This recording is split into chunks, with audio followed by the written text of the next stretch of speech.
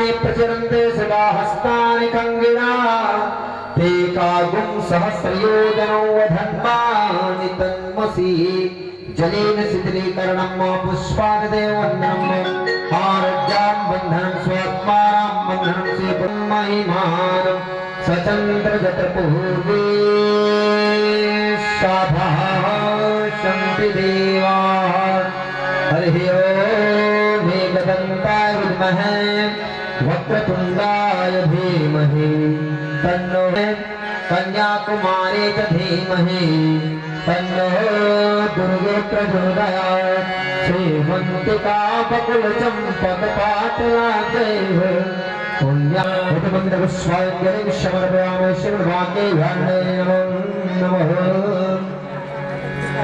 आइए आप सभी मुक्ति दायिनी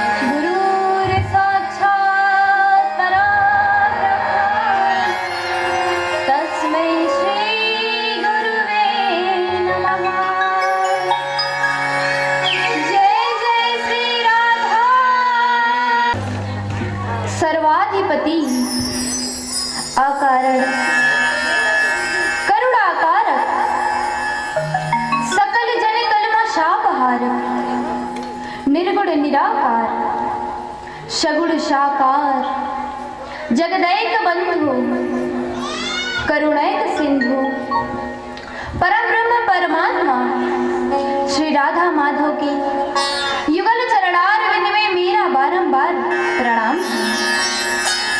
सुख करुणाकारक सरस सद्गुरुदेव भगवान के चरण कमलों में और मेरे पूज्य पिताश्री के चरणों में मेरा कोटि कोटि प्रणाम। और यहाँ कथा में विराजमान वैष्णव जन भक्तिमती माता पितृशक्ति मेरे प्यारे भाई बहनों के हृदय वांछा में विराजमान ठाकुर जी और किशोरी जी सियावर राम जी के चरणों में मेरा कोटि कोटि प्रणाम। और मेरे संगीतकार भाइयों को व्यास मंच की ओर से जय जय श्री राधे, जय जय श्री राधे, जय जय श्री राधे श्याम। आइए हम सभी ठाकुर जी के चरणों में एक छोटा सा भाव रखते हैं। बोले श्री वृंदावन बिहारी लाल की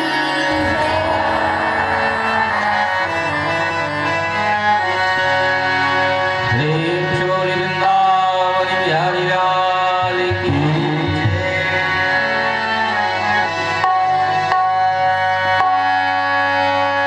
वृंदावन सो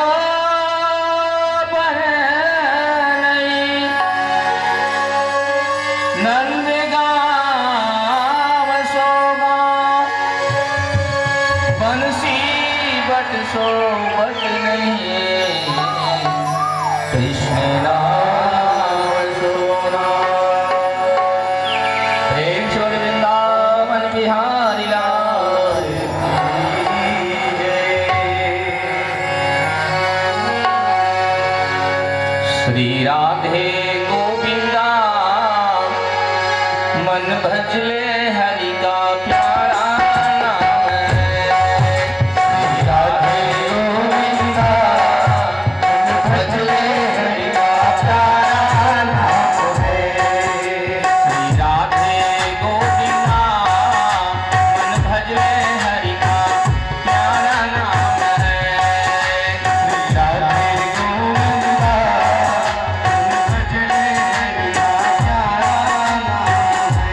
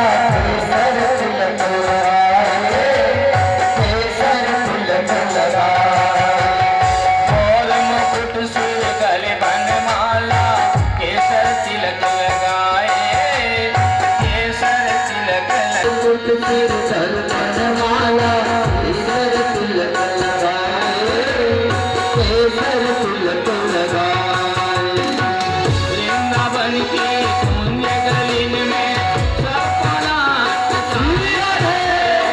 वृंदावन की पुण्य गलिन में सपना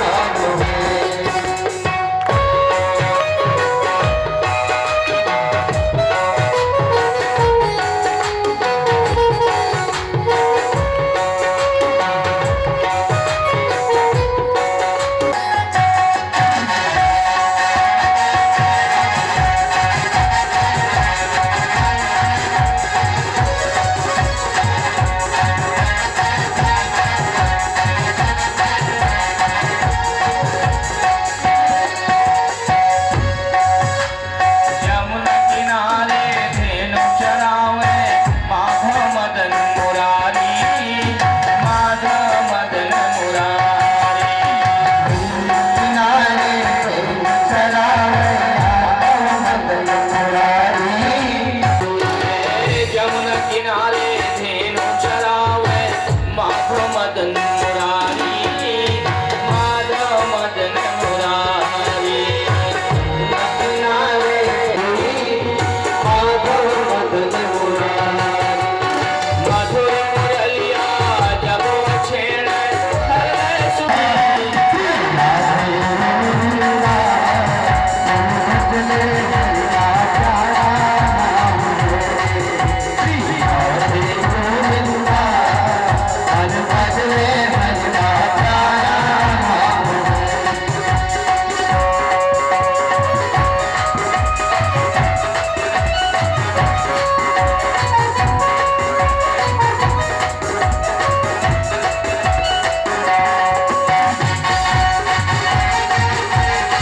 हृदय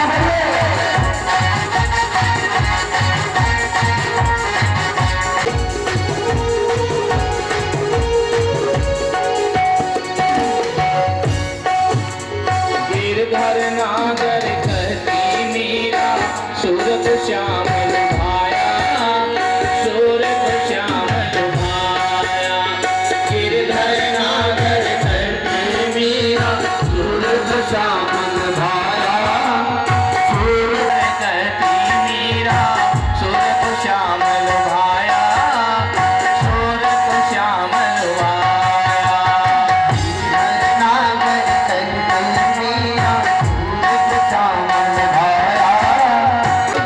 तुकाराम और नामदेव ने विठल विठल गाया तुकाराम और नामदेव ने विठल विठल गाया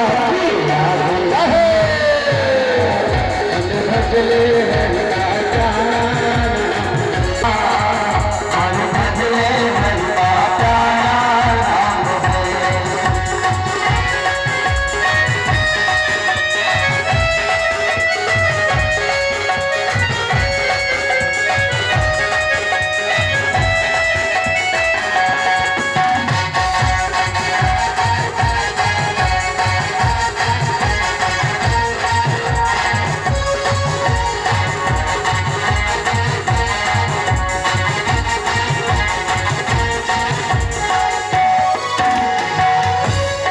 आइए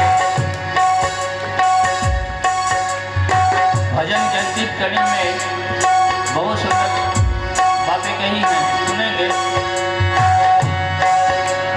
राधा शक्ति बिना न कोई श्यामल दर्शन पाए श्यामल दर्शन पाए राधा शक्ति बिना न कोई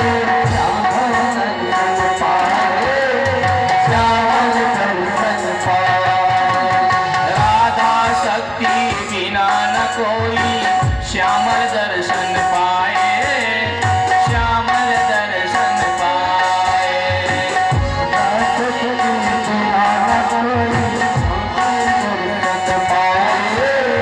श्यामल दर्शन पाए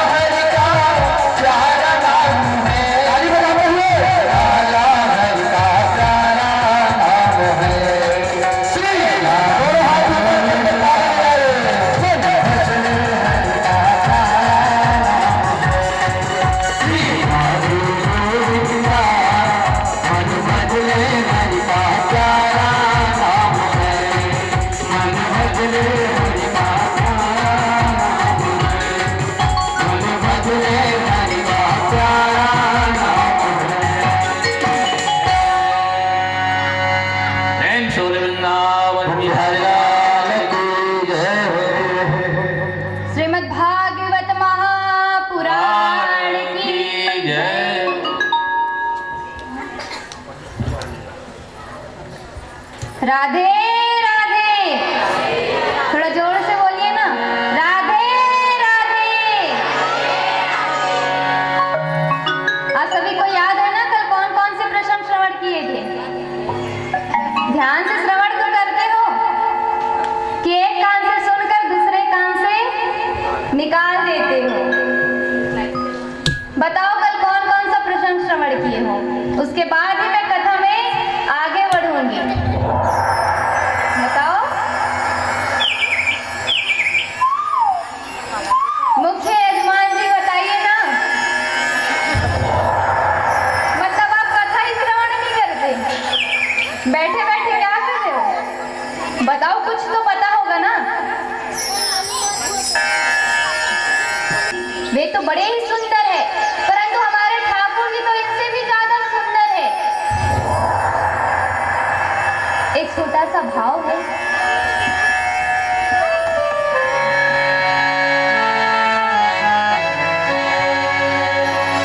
नाम तेरा है तारनहारा, नाम तेरा है तारनहारा, कब तेरा दर्शन होगा। जिनकी प्रतिमा इतनी सुंदर हो, कितना सुंदर होगा, हो कितना सुंदर होगा।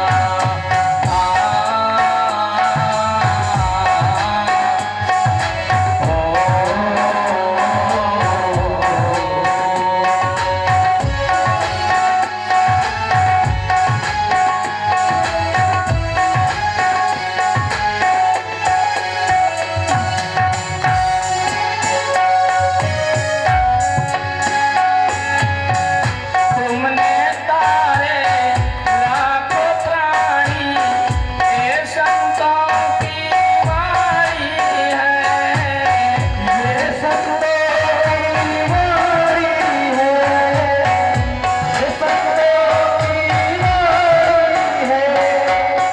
तेरी छवि पर मेरे भगवन ये दुनिया दीवानी है, ये दुनिया दीवानी है,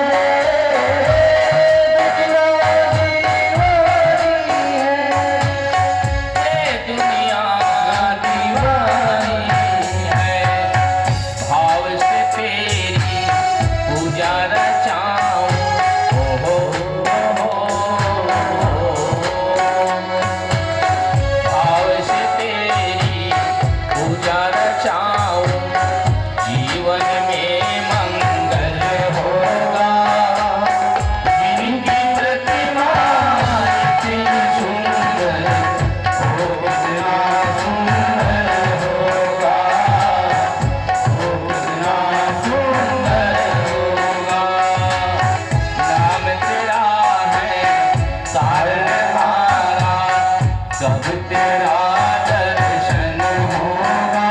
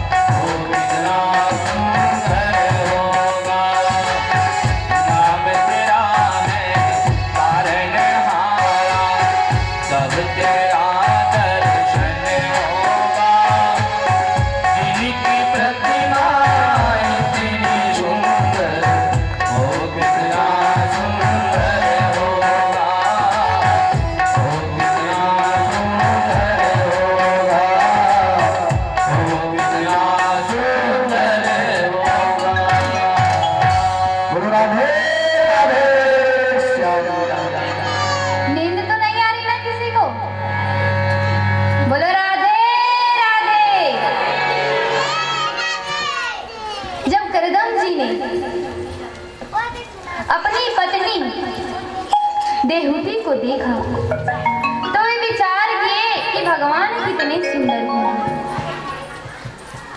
वे विचार करते करते समाधि में चले गए और 1-2 घंटे की समाधि नहीं, कई वर्षों की समाधि में चले गए। अभी तो बस विवाह ही हुआ था। माता देहूती ने अपने श्रृंगार का त्याग करके उनकी सेवा में लग गई, उनकी सेवा करने लगी। जब करदम जी कई वर्षों के पश्चात उनकी समाधि खुली तो ये माता देवती मुझसे पूछते हैं, देवी जी आप कौन हैं और आप मेरे आश्रम में क्या कर रहे हैं? ऐसी समाधि लगी कि अपनी पत्नी तक को भूल गए। करदम जी को माता देवती ने कहा, स्वामी मैं तुम्हारी पत्नी देवती हूँ, हमारा तो विवाह ही हुआ था और विवाह के पश्चात आपको समाधि लग गई। अब मेरे माता पिता ने आपसे विवाह कराया। करदम जी बोलते हैं, आप अभी तक यही हो? माता देवती के स्थान पर और कोई स्त्री होती तो वह तो कब के अपने माँ के घर चली जाती।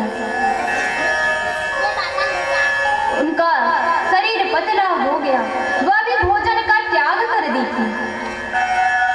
करदम जी ने कहा, मैं तुम्हारी तपस्या और सेवा से बड़ा प्रसन्न हूँ, तुम्हें जो वरदान चाहिए मुझसे मांग लो।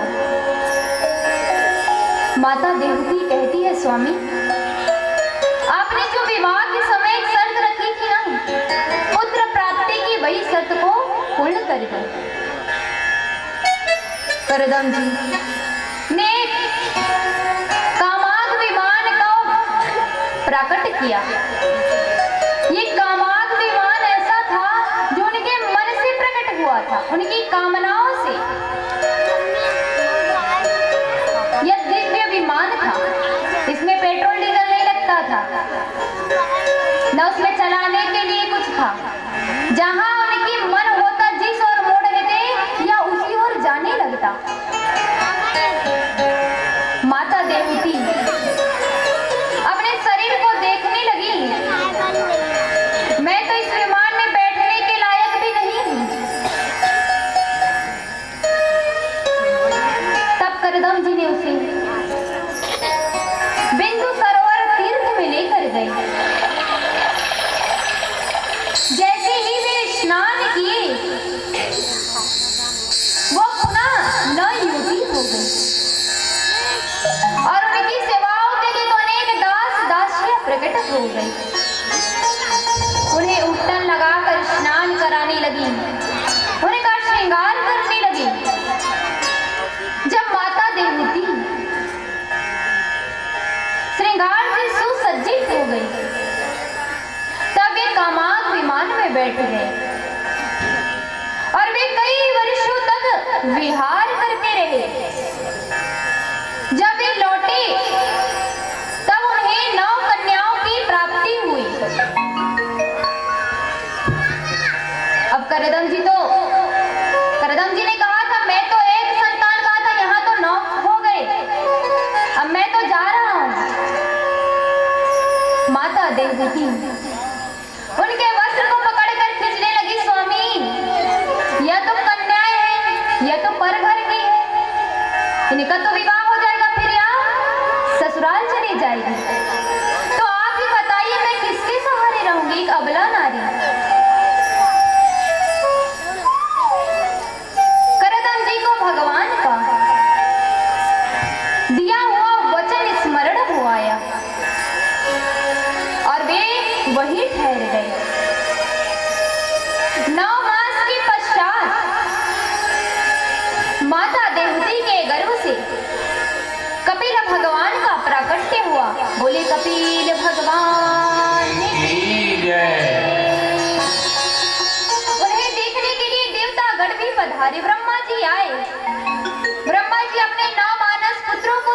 लेकर आए और उन्होंने अपनी पुत्री का विवाह ब्रह्मा जी के 9 मानस पुत्रों के साथ कर दिया। मरीचि का विवाह कलह के साथ, अत्रि का अनसुईया के साथ, वशिष्ठा का अरुंधति के साथ, ऐसे 9 कन्याओं का विवाह करके उन्हें विदा कर दिया। करदम जी भगवान के पास आकर कहते हैं, प्रभु मैंने तो आपकी आज्ञा का स्वीकार किया, आपकी आज्ञा का पालन किया, अब मैं तो विरक्त होना चाहता हूं। भगवान प्रसन्न होकर उन्हें वन की ओर जाने के लिए कह दे। पिताजी के वन चले जाने के पश्चात माता देवती भगवान कपिल के पास आती है और उनके चरणों में प्रणाम कर कहती है, प्रभु आज मैं तुझे अपना बेटा नहीं मान रही हूं। मैं जानती हूं तुम तो साक्षात नारायण ब्रह्म परमात्मा है, नारायण हो। हे प्रभु आप अपने ज्ञान रूपी खड़ग को उठाइए और मेरे अज्ञान रूपी वृक्ष को जड़ सहित नष्ट कर दीजिए। मैं अपने इंद्रियों की तृष्णा को पूर्ति करते करते थक गई हूं, पर यह तो कभी पूर्ण होने का नाम ही नहीं लेती। मैं क्या करूं? और जो प्रश्न माता देहूति ने किया है वह प्रश्न केवल माता देहूति का नहीं है, हम सभी का है। हम सब भी अपने इंद्रियों की तृष्णा को पूर्ति करते करते थक जाते हैं, पर यह कभी पूर्ण होती है क्या? नहीं, यह तो हर वक्त नया देखना चाहती है। भगवान कपिल कहते हैं, मनेव मनुष्याणां कारणं बन्धाय मोक्षे बन्धाय विषयासक्ता मुक्ते निर्विघ्ना। माता ये हमारा मन है ना, यही बंधन का कारण है और यही मुक्ति का कारण है। हम अपने मन को जिस ओर मोड़ना चाहेंगे यह उसी ओर मुड़ जाता है। अगर हम अपने मन को संसार में मोड़ेंगे तो यह बंधन का कारण बन जाएगा। अगर इसी मन को हम परमात्मा से जोड़ लेंगे तो यह मुक्ति का कारण बन जाता है। जिस प्रकार एक ताले में एक चाबी दाएं घुमाओ तो बंद हो जाता है और बाएं घुमाओ तो वही खुल जाता है, उसी प्रकार हमारा मन है। माता देवती कहती है, हे प्रभु मैं अपने इस मन को किस प्रकार मोड़ूं? अब आप ही बताइए। मन के हारे हार है, मन के जीते जीत, मन ही मिलावत राम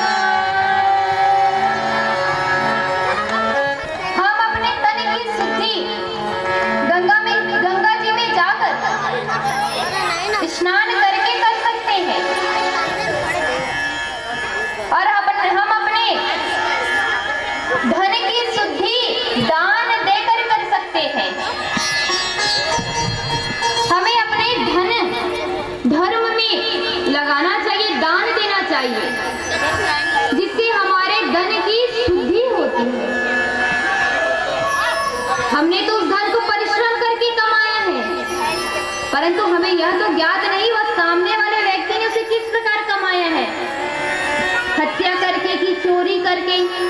इसीलिए हमें अपने धन का धर्म में लगा देना चाहिए, जैसे हमारे मुख्य यजमान जी कर रहे हैं, अपने धन की शुद्धि परमात्मा में लगा रहे हैं। उसी प्रकार हमें अपने मन को भगवान में लगाना चाहिए। जो हमारे मन में मैल है ना, कीचड़ रूपी, उसके लिए तो एक अच्छा सा साबुन चाहिए। और वह साबुन कैसा होना चाहिए? राम नाम के साबुन से जो मन का मैल छुड़ाएगा, निर्मल मन के दर्पण में वह राम के दर्शन पाएगा। वह साबुन भगवान श्री कृष्ण रूपी है, भगवान श्री रामचंद्र रूपी है। इसी से हम अपना मन को साफ कर सकते हैं। माता, इसमें संगति का भी बड़ा महत्व है। हम जैसा संग करेंगे उसी प्रकार हो जाएंगे। अगर आप दुर्व्यसनी व्यक्ति के साथ रहोगे तो आपको व्यसन रसिक बना देगा, मादक पदार्थों का सेवन करने वाले, गलत कार्य करने वाला बना देगा। तो क्या आप साधु संत महापुरुषों के साथ रहोगे तो आपको भगवत रसिक नहीं बना सकता? माता देवकी पूछती है, प्रभु अब संत महात्मा तो इतने हो गए हैं कि पहचान भी नहीं आती कि कौन असली है और कौन नकली है। भगवान कपिल कहते हैं, माता जो भगवा रंग का वस्त्र धारण कर लिए, गले में कंठी माला धारण कर लिए, माथे पर चंदन लगा लिए, ये असली साधु संत नहीं है। असली साधु संत को पहचानने के लक्षण हैं। कौन कौन से लक्षण हैं? तितिक्षवा, कारुणिका, हृदा,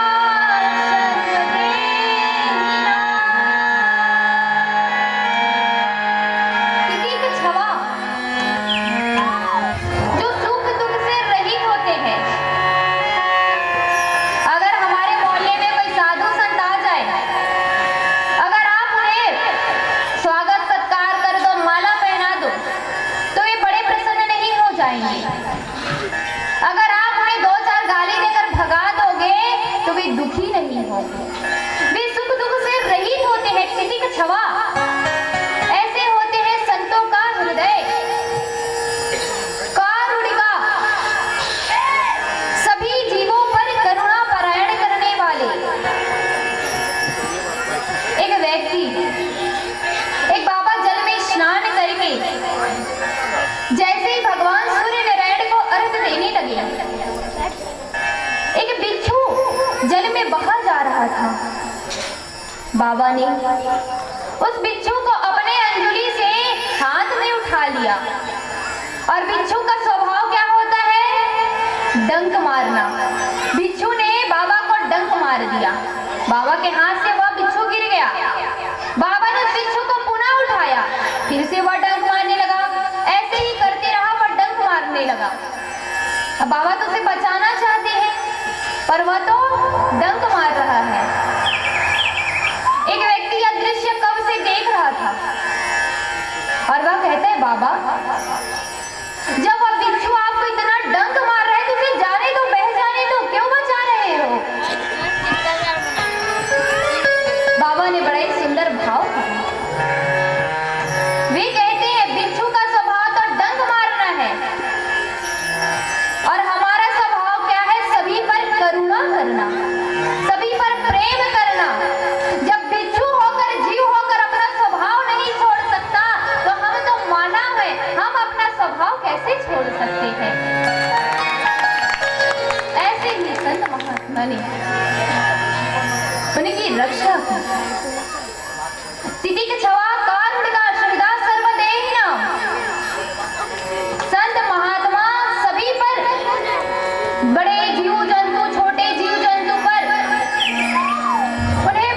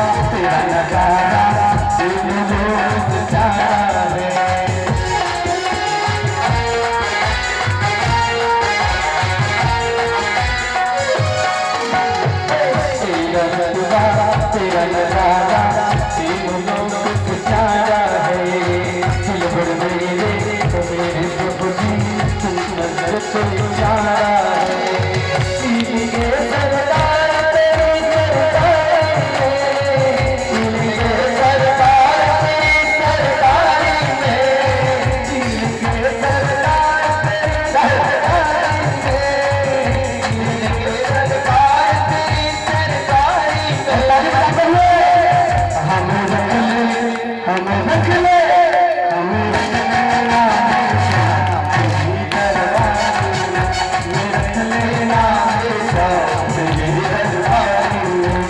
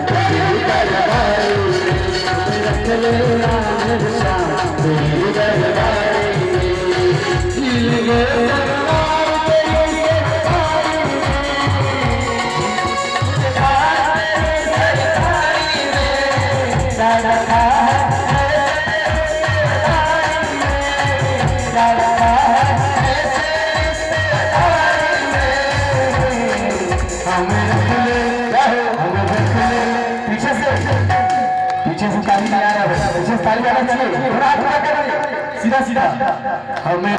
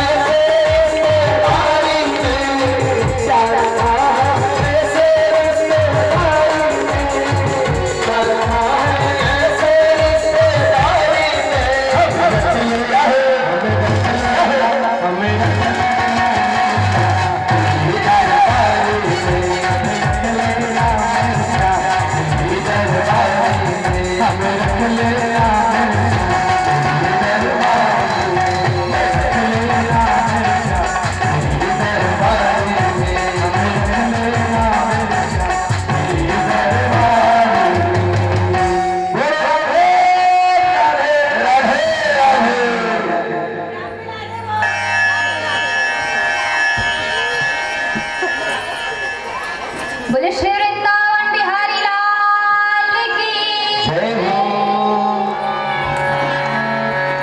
श्री सुखदेव जी महाराज परीक्षित ब्रह्मा जी के मानस पुत्र मुनि अत्रि का विवाह माता अनसुईया के साथ हुआ, जिनके घर पर कोई संतान नहीं थी। वे संतान की कामना से ऋक्ष पर्वत पर जाकर कई वर्षों तक कठोर तपस्या करने लगे और वे कहने लगे, हे प्रभु, इस जगत के मात्र एक ईश्वर मुझे अपने ही समान संतान प्रदान करी।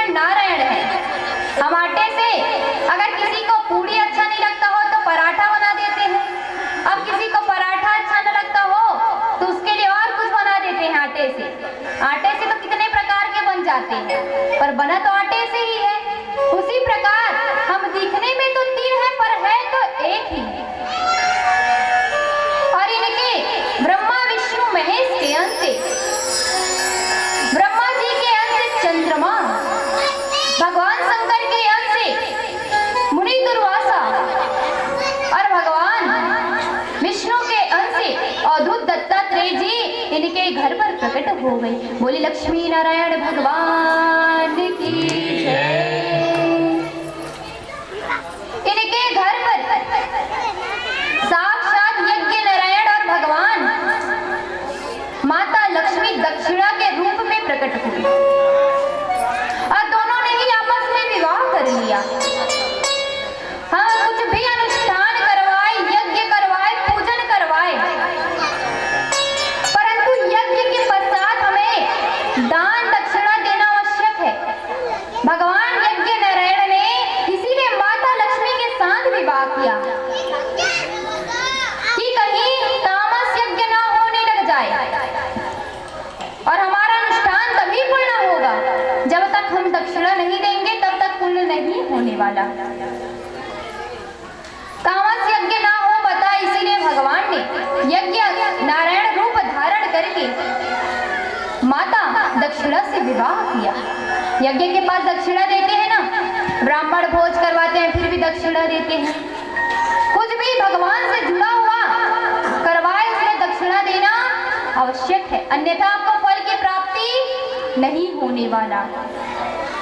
आप सभी ने मनु महाराज और माता शत्रुपा की मंजली बेटी देवकी का प्रसंग श्रवण किया ना, और उनकी बड़ी बेटी थी आकुति और सबसे छोटी बेटी थी जिनका नाम था प्रसूति, जिनका विवाह दक्ष प्रजापति के साथ हुआ।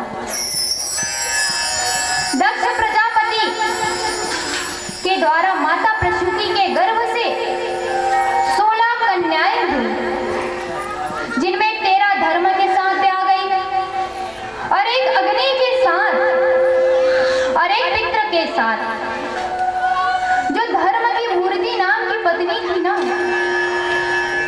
उनके गर्भ से स्वयं भगवान नर और नारायण का जन्म हुआ। बोली नर नारायण भगवान की जय। और इनकी जो सबसे बेटी थी छोटी, जिनका नाम था सती, जिनका विवाह भगवान शंकर के साथ हुआ। दक्ष के सभी पुत्रियों ने संतान को जन्म दिया, परंतु माता सती ने तो अपने देह का त्याग कर दिया। राजा परीक्षित पूछते हैं, महाराज भगवान शंकर कैसे हैं? कर्पूर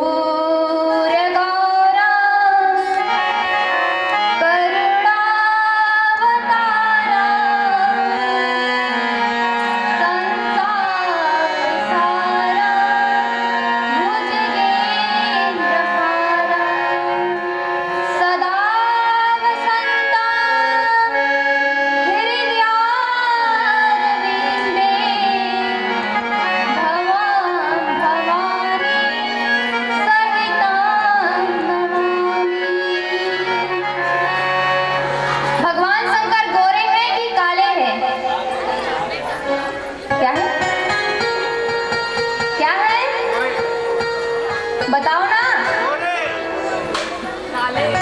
भगवान शंकर ना गोरे हैं ना काले हैं, वे तो कपूर के समान हैं। कपूर को देखे हो ना, वे कपूर के समान है। कर्पूर गौरम करुणावतारम, सभी जीवों पर करुणा करने वाले। कर्पूर गौरम करुणावतारम, संसार सारम, संसार के मात्र एक सार है, मात्र एक ईश्वर है। भुजगेंद्र हारम, नरमंडों की माला धारण करते हैं, गले में सर्प धारण करते हैं। सदा वसंतम, भुजगेंद्र हारम, सभी जीवों पर सदा कृपा बरसाते हैं और उनकी दुखों की निवृत्ति करते हैं। ऐसे भगवान शंकर के हृदय में विराजमान श्री राम जी और भगवान शंकर के साथ माता भवानी को हम बारंबार प्रणाम करते हैं। बोले भगवान शंकर की जय। भगवान शंकर तो ऐसे हैं, नृत्य करना बाबा की बारात है। हाँ, तो नृत्य करना सभी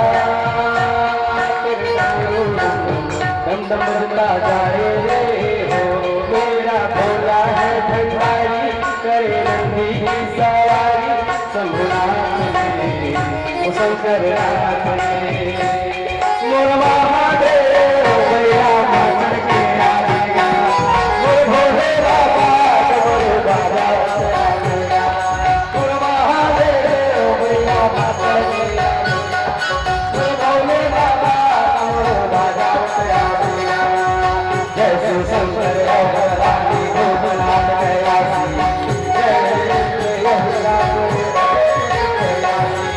जय शिव शंकर रानी भोलेनाथ कैलाशी जय जय राम मोर महादेव तेरा तेरा पूजा मोर भोले बाबा मोर बाबा आएगा बोल भगवान की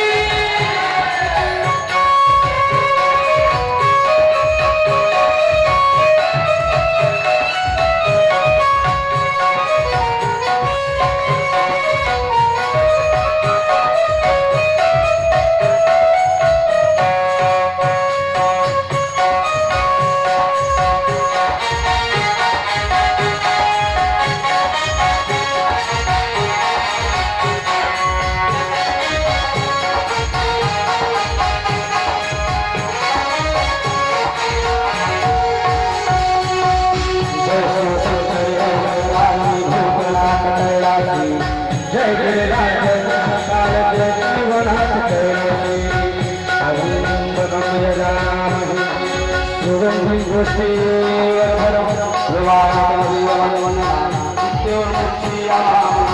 महादेव भोले बाबा